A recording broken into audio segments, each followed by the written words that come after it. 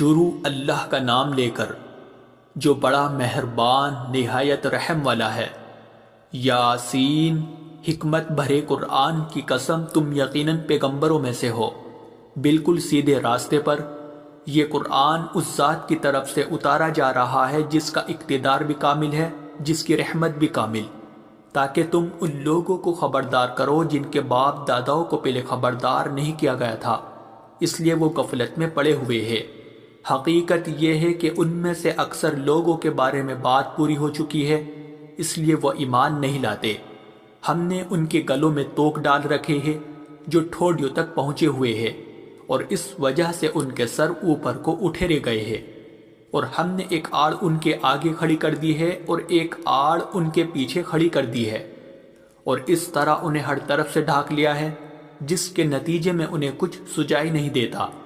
اور ان کے لیے دونوں باتیں برابر ہے، چاہے تم انہیں خبردار کرو یا خبردار نہ کرو، وہ ایمان نہیں لائے گے۔ تم تو صرف ایسے شخص کو خبردار کر سکتے ہو جو نصیحت پر چلے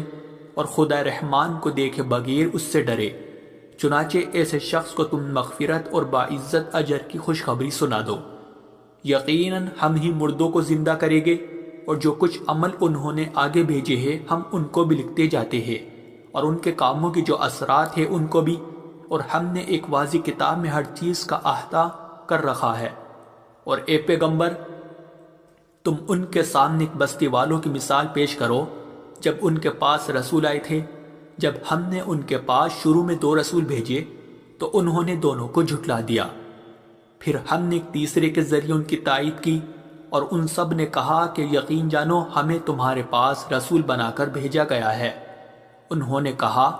تمہاری حقیقت اس کے سوا کچھ بھی نہیں ہے کہ تم ہم جیسے ہی آدمی ہو، اور خدا رحمان نے کوئی چیز نازل نہیں کی ہے، اور تم سراسر جھوٹ بول رہے ہو۔ ان رسولوں نے کہا ہمارا پروردگار خوب جانتا ہے کہ ہمیں واقعی تمہارے پاس رسول بنا کر بھیجا گیا ہے، اور ہماری ذمہ داری اس سے زیادہ نہیں ہے کہ صاف صاف پیغام پہنچا دے۔ بستی والوں نے کہا ہم نے تو تمہارے اندر نحوست محسوس کی ہے، یقین جانو اگر تم باز نہ آئے تو ہم تم پر پتھر برسائے گی اور ہمارے ہاتھوں تمہیں بڑی دردناک سزا ملے گی۔ رسولوں نے کہا تمہاری نحوست خود تمہارے ساتھ لگی ہوئی ہے، کیا یہ باتیں اس لیے کر رہے ہو کہ تمہیں نصیحت کی بات پہنچائی گئی ہے؟ اصل بات یہ ہے کہ تم خود حد سے گزرے ہوئے لوگ ہو۔ اور شہر کے پلے علاقے سے ایک شخص دوڑتا ہوا آیا، اس نے کہا اے میری قوم کے لوگوں، ان رسولوں کا کہنا مان لو، ان لوگوں کا کہنا مان لو جو تم سے کوئی اجرت نہیں مانگ رہے اور وہ صحیح راستے پر ہے، اور بھلا میں اس ذات کی عبادت کیوں نہ کروں جس نے مجھے پیدا کیا ہے، اور اسی کی طرف تم سب کو واپس بھیجا جائے گا۔ بھلا کیا اسے چھوڑ کر میں ایسوں کو معبود مانوں کہ اگر خدا رحمان مجھے کوئی نقصان پہنچانے کا ارادہ کر لے تو ان کی سفارش میرے کسی کام نہ آئے، اور نہ وہ مجھے چھڑا سکے۔ اگر میں ایسا کروں گا تو یقیناً میں کھلی گمراہی میں مبتلا ہو جاؤں گا۔ میں تو اپنے پروردگار پر ایمان لا چکا، اب تم بھی میری بات سن لو۔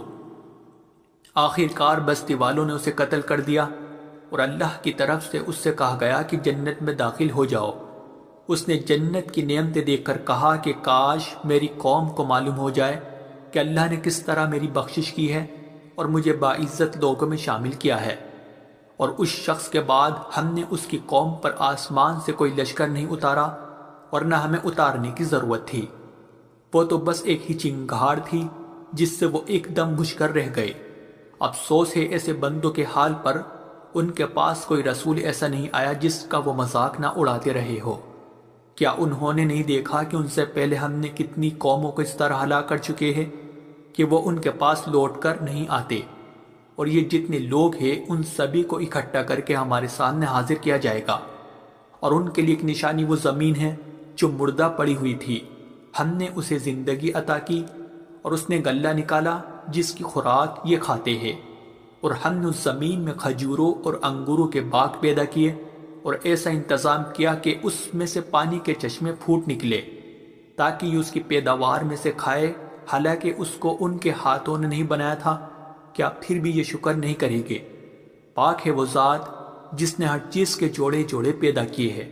اس پیداوار کے بھی جو زمین اگاتی ہے اور خود ان انسانوں کے بھی اور ان چیزوں کی بھی جنہیں یہ لوگ ابھی جانتے تک نہیں ہیں، اور ان کے لیے ایک اور نشانی رات ہے، ہم اس پر سے دن کا چھلکا اتار لیتے ہیں تو وہ یکایک اندھیرے میں رہ جاتے ہیں اور سورج اپنے ٹھکانے کی طرف چلا جا رہا ہے۔ یہ سب اس ذات کا مقرر کیا ہوا نظام ہے جس کا اقتدار بھی کامل ہے، جس کا علم بھی کامل، اور چاند ہے کہ ہم نے اس کی منزل تاب تول کر مقرر کر دی ہے، یہاں تک کہ وہ جب ان منزلوں کے دورے سے لوٹ کر آتا ہے تو کھجور کی پرانی ٹہنی کی طرح پتلا ہو کر رہ جاتا ہے۔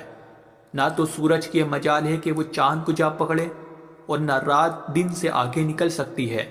اور یہ سب اپنے اپنے مدار، اور ان کے لیے ایک اور نشان یہ ہے کہ ہم نے ان کی اولاد کو بھری ہوئی کشتی میں سوار کیا، اور ہم نے ان کے لیے اسی جیسی اور چیزیں بھی پیدا کی جن پر یہ سواری کرتے ہیں، اور اگر ہم چاہیں تو انہیں غرق کر ڈالے، جس کے بعد نہ تو کوئی ان کی فریاد کو پہنچے اور نہ ان کی جان بچائی جا سکے۔ لیکن یہ سب ہماری طرف سے ایک رحمت ہے اور ایک معین وقت تک زندگی کا مزہ اٹھانے کا موقع ہے جو انہیں دیا جا رہا ہے۔ اور جب ان سے کہا جاتا ہے کہ بچو اس عذاب سے جو تمہارے سامنے ہے اور جو تمہارے مرنے کے بعد آئے گا تاکہ تم پر رحم کیا جائے، تو وہ ذرا کان نہیں دھرتے، اور ان کے پروردگار کی نشانیوں میں سے کوئی نشانی ایسی نہیں آتی جس سے وہ منہ نہ موڑ لیتے ہو۔ اور جب ان سے کہا جاتا ہے کہ اللہ نے تمہیں جو رزق دیا ہے اس میں سے غریبوں پر بھی خرچ کرو، تو یہ کافر لوگ مسلمانوں سے کہتے ہیں کہ کیا ہم ان لوگوں کو کھانا کھلائے جنہیں اگر اللہ چاہتا تو خود کھلا دیتا؟ مسلمانوں، تمہاری حقیقت اس کے سوا کچھ بھی نہیں کہ تم کھلی گمراہی میں پڑے ہوئے ہو، اور کہتے ہیں کہ یہ قیامت کا وعدہ کب پورا ہوگا؟ مسلمانوں بتاؤ اگر تم سچے ہو۔ دراصل یہ لوگ بس ایک چنگاڑ کا انتظار کر رہے ہیں جو ان کی حجت بازی کے عین درمیان انہیں آ پکڑے گی، پھر نہ یہ کوئی وصیت کر سکے گے اور نہ اپنے گھر والوں کے پاس لوٹ کر جا سکے گے، اور سور پھونکا جائے گا تو یکایک اپنی قبروں سے نکل کر اپنے پروردگار کی طرف تیزی سے روانہ ہو جائے گے، کہے گے کہ ہائے ہماری کم بختی، ہمیں کس نے ہمارے مرکز سے اٹھا کھڑا کیا ہے؟ جواب ملے گا کہ یہ وہی چیز ہے جس کا خدا رحمان نے وعدہ کیا تھا اور پیغمبروں نے سچی بات کہی تھی، اور کچھ نہیں، بس ایک زور کی آواز ہوگی جس کے بعد یہ سب کے سب ہمارے سامنے حاضر کر دیے جائیں گے۔ چنانچہ اس دن کسی شخص پر کوئی ظلم نہیں ہوگا اور تمہیں کسی اور چیز کا نہیں، بلکہ انہی کاموں کا بدلہ ملے گا جو تم کیا کرتے تھے۔ جنت والے لوگ اس دن یقیناً اپنے مشغلے میں مگن ہوگے، اور وہ ان کی بیویاں گھنے سایوں میں آرام دانشتوں پر ٹیک لگائے ہوئے ہوگے۔ وہاں ان کے لیے میوے ہوگے اور انہیں ہر وہ چیز ملے گی جو وہ منگوائے گے۔ رحمت والے پروردگار کی طرف سے انہیں سلام کہا جائے گا، اور کافروں سے کہا جائے گا کہ اے مجرموں، آج تم مومنوں سے الگ ہو جاؤ۔ اے آدم کے بیٹو، کیا میں نے تمہیں یہ تاکید نہیں کر دی تھی کہ تم شیطان کی عبادت نہ کرنا، وہ تمہارا کھلا دشمن ہے، اور یہ کہ تم میری عبادت کرنا، یہی سیدھا راستہ ہے۔ اور حقیقت یہ ہے کہ شیطان نے تم میں سے ایک بڑی خلقت کو گمراہ کر ڈالا، تو کیا تم سمجھتے نہیں تھے؟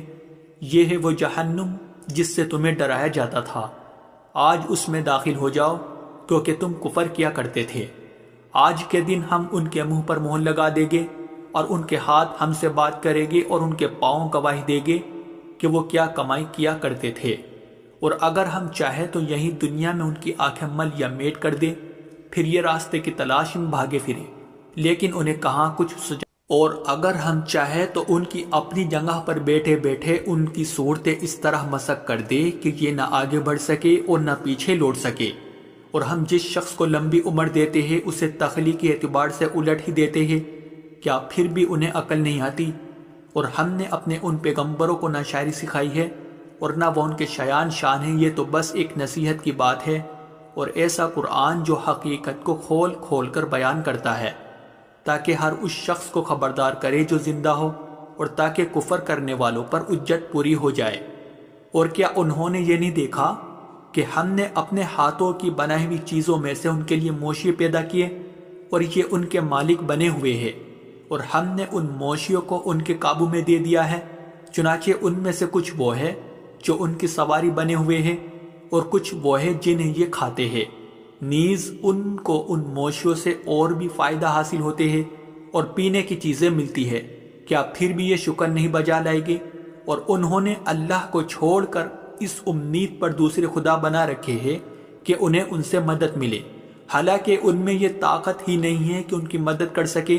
بلکہ وہ ان کے لیے ایک ایسا مخالف لشکر بنے گے جسے قیامت میں ان کے سامنے حاضر کر لیا جائے گا۔